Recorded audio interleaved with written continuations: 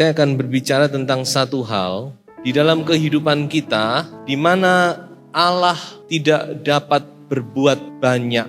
Ada satu hal, satu area dalam hidup kita yang Allah tidak bisa campur tangan.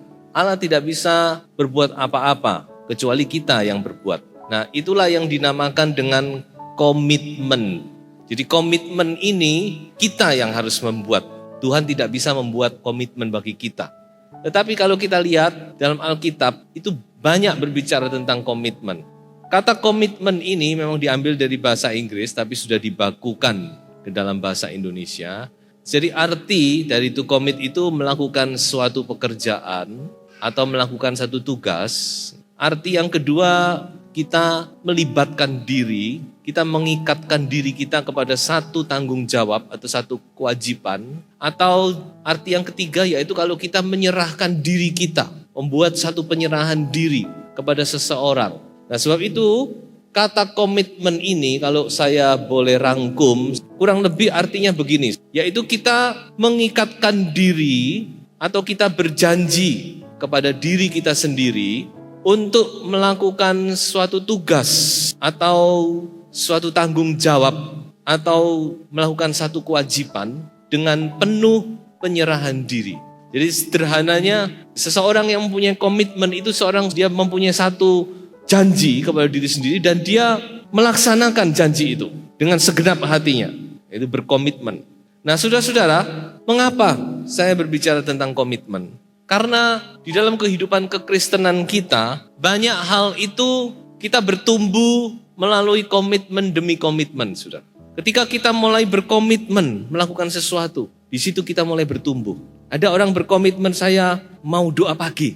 Ketika dia mulai melakukan komitmennya, secara tidak sadar dia mulai bertumbuh, pengurapan Tuhan bertambah. Ada orang yang berkomitmen saya mau rajin membaca firman Tuhan. Nah, ketika dia lakukan komitmennya, maka di situ dia mulai mengerti kehendak Tuhan, bertumbuh. Dan masih banyak lagi, saudara-saudara. Jadi saya lihat bahwa kehidupan kita, iman kita ini bertumbuh manakala kita mulai membuat satu komitmen. Tuhan sendiri adalah Tuhan yang berkomitmen. Karena komitmen Tuhan kepada pribadinya sendiri, maka kita selamat, kita diberkati. Nah, coba kita baca satu ayat. Di dalam Kejadian 22 ayat 16 sampai ayat yang ke-18, katanya, aku bersumpah demi diriku sendiri. Demikianlah firman Tuhan. Karena engkau telah berbuat demikian dan engkau tidak segan-segan untuk menyerahkan anakmu yang tunggal kepadaku, maka aku akan memberkati engkau dengan berlimpah-limpah dan membuat keturunanmu sangat banyak seperti bintang di langit dan seperti pasir di tepi laut. Dan keturunanmu akan menduduki kota-kota musuhnya. Dan oleh keturunanmu lah semua bangsa di bumi akan mendapat berkat dan engkau karena engkau mendengarkan firmanku. Ini adalah perkataan Tuhan kepada Abraham. Karena Abraham mempunyai komitmen yang tinggi. Dia tidak segan-segan mengorbankan Ishak. Maka Allah pun membuat satu komitmen bahwa dia akan memberkati Abraham dan anak cucu keturunannya. Dan masih banyak lagi, saudara-saudara. Jadi Allah ini Allah yang berkomitmen. Itulah sebabnya dia juga ingin kita sebagai anak-anaknya, kita punya komitmen kepadanya. Ada banyak komitmen yang kita bisa buat secara global, ada 5 macam komitmen. Mungkin dari 5 macam ini bisa dikembangkan dan saya rasa mencakup banyak hal. Komitmen kita kepada Tuhan. Yang pertama yaitu komitmen pertobatan. Yaitu komitmen yang kita buat pada saat kita bertobat. Jadi pertobatan itu harus menyangkut satu komitmen di dalamnya. Coba saya beri satu contoh. Kita baca di dalam Lukas pasal 19 ayat yang ke-8. Tetapi Sakeus berdiri dan berkata kepada Tuhan, Tuhan, setengah dari milikku akan kuberikan kepada orang miskin, Dan sekiranya ada sesuatu yang kuperas dari seseorang, akan kukembalikan 4 kali lipat. Ini komitmen Sakeus. Jadi pada saat Sakeus dia bertemu dengan Yesus, dia bertobat, maka dia membuat satu komitmen. Tidak ada yang memaksa dia untuk berbuat. Tuhan tidak berkhotbah kepada Sakeus. Tuhan cuma bilang, hari ini aku mau makan di rumahmu. Tetapi pada saat itu, Sakeus dia membuat satu komitmen dalam dirinya. Dia berkata, sejak saat ini Tuhan, separuh dari hartaku akan kuberikan kepada orang miskin. Berarti hartanya tinggal 50%. Lalu kalau aku pernah memeras seseorang, dan pasti pernah karena dia pemungut cukai, saudara, akan kukembalikan 4 kali lipat. Jadi saudara bisa bayangkan, berarti Sakeus ini hartanya akan berkurang banyak sekali, saudara. Sakeus membuat satu komitmen kepada Tuhan. Dengan lain kata, dia berubah.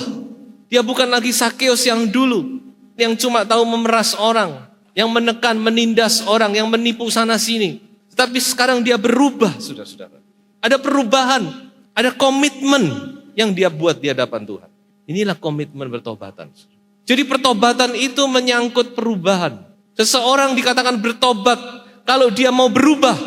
Selama kita belum berubah, meskipun kita datang ke gereja, belum bertobat. Jadi pertobatan itu berubah. Kita punya satu komitmen untuk berubah. Tuhan, saya tinggalkan yang dulu. Semuanya tidak berarti lagi. Saya mau berubah. Kalau kita mau bandingkan, di dalam cerita Injil ada satu cerita tentang seorang pemuda yang kaya juga. Dia mencari Tuhan. Dia ingin selamat. Tapi waktu Tuhan Yesus berkata, kamu kalau mau selamat, bagi-bagikan hartamu kepada orang miskin. Orang muda ini tidak mau, saudara-saudara. Dia mau selamat, tapi dia tidak mau membuat satu komitmen kepada Tuhan. Dengan lain kata, dia mau berkatnya, tapi dia tidak mau. Perubahan itu tidak mau. Tidak mau berkomitmen mengiring Tuhan. Dia tidak bisa. Saya juga ingat cerita di perjanjian lama Naaman. Setelah dia disembuhkan dari kusta, dia juga mempunyai satu komitmen. Dia berkata kepada Nabi Elisa, dia berkata demikian, beri aku tanah. Ya, waktu itu memang begitu caranya ya. Ketika aku kembali ke tempatku, aku tidak akan lagi menyembah kepada dewa-dewaku, tapi aku akan menyembah kepada Allahmu. Jadi ada satu komitmen, saudara-saudara. Jadi kalau kita mau bertobat, sungguh-sungguh bertobat, harus ada komitmen. Apa yang saudara mau tinggalkan? Apa yang saudara mau perbaiki dalam hidupmu? Buat satu komitmen kepada Tuhan.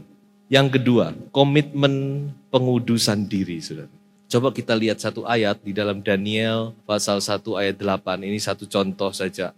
Daniel berketetapan untuk tidak menajiskan dirinya dengan santapan raja dan dengan anggur yang biasa diminum raja. Luar biasa Daniel ini. Seorang anak muda, dia sudah punya komitmen yang kuat untuk hidup kudus. Ya saudara-saudara, kita harus kembali kepada saat itu. Persepsi mereka waktu itu, kudus itu tidak makan persembahan, makanan-makanan itu biasanya dipersembahkan berhala dulu. Komitmen dari seorang Daniel. Dan tidak mudah loh ini, saudara. Daniel hidup atau dia tinggal di lingkungan Babel. Dan dia ada di situ sebagai seorang budak, tawanan perang. Tapi dia berani menentang arus. Inilah komitmen untuk menguduskan diri. Bukan hanya Daniel. Sebenarnya setiap orang percaya, kita harus mengambil sikap. Kita hidup dalam satu zaman yang bengkok, kata Alkitab. Kita hidup dalam satu saat yang sangat sulit, di mana nilai-nilai yang benar itu, nilai-nilai moral, nilai sosial, semua sudah dibengkokkan, saudara-saudara. Sehingga orang sekarang tidak tahu lagi mana yang benar, mana yang salah. Banyak hal-hal yang sekarang yang salah dianggap benar, yang benar dianggap aneh. Nah, kita harus kembali kepada firman Tuhan. Kita ada di tengah-tengah zaman yang begitu sulit. Kita tidak bisa menghindarkan diri. Setiap hari kita bekerja, berusaha, kita berhubungan. Tetapi kita harus mempunyai satu komitmen untuk hidup sesuai dengan firman Tuhan. Pada saat iman kita ditantang, kita harus berani. Sadra Mesa Abednego, ketika dia dihadapkan untuk menyembah kepada patung, dia berkata, no way. Meskipun aku mati pun, no way. Inilah komitmen untuk memisahkan diri dari kehidupan yang sudah sesat itu. Coba kita baca satu lagi, Ayub 31 ayat 1, komitmen Ayub. Aku telah menetapkan syarat bagi mataku, masakan aku memperhatikan anak dara, Aku telah menetapkan syarat bagi mataku untuk tidak melihat dengan nafsu kepada anak darah. Itu terjemahan Inggrisnya. Not to look lustfully at a girl. Sementara banyak pria-pria yang jatuh dalam perzinahan percabulan karena mata, Ayub membuat satu komitmen. Dia menjaga matanya. Inilah saudara-saudara satu komitmen untuk hidup kudus. Saudara, mari kita hidup kudus. Mari kita hidup sesuai dengan firman Tuhan. Yang ketiga, komitmen ketaatan. Kita baca di dalam Mazmur 119 ayat 112. Telah kucondongkan hatiku untuk melakukan ketetapan-ketetapanmu untuk selama-lamanya sampai saat terakhir. Kalau tadi di Esra, dikatakan Esra dia mempunyai satu komitmen untuk melakukan firman Tuhan. Nah di sini kita melihat Daud juga mempunyai satu komitmen untuk melakukan firman Tuhan. Tanpa komitmen kita hanya menjadi pendengar saja. Wah, khotbahnya enak ya. Jadi kita cuma menikmati khotbahnya saja. Kita tidak punya satu dorongan, ayo coba kita mulai melakukan firman itu. Ya terus begitu saja. Minggu demi minggu berlalu, mendengar dan lupa. Tapi coba kita seperti Daud. Aku mencondongkan hatiku untuk melakukan.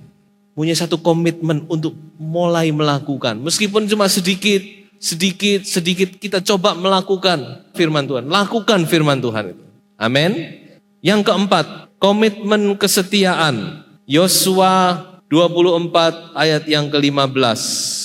Tetapi jika kamu anggap tidak baik untuk beribadah kepada Tuhan, pilihlah pada hari ini kepada siapa kamu akan beribadah, Allah yang kepadanya nenek moyangmu beribadah di seberang sungai Efrat, atau Allah orang Amori yang negerinya kamu diami ini. Perhatikan kalimat terakhir, tetapi aku dan seisi rumahku, kami akan beribadah kepada Tuhan. Ini adalah komitmen dari Yosua. Kamu mau beribadah kepada siapa terserah, tetapi aku dan seisi rumahku, aku akan beribadah kepada Tuhan. Kesetiaan perlu komitmen, saudara-saudara. Saya lihat, saudara-saudara, memang kalau kita tidak punya komitmen untuk setia, kita tidak akan bisa setia, saudara.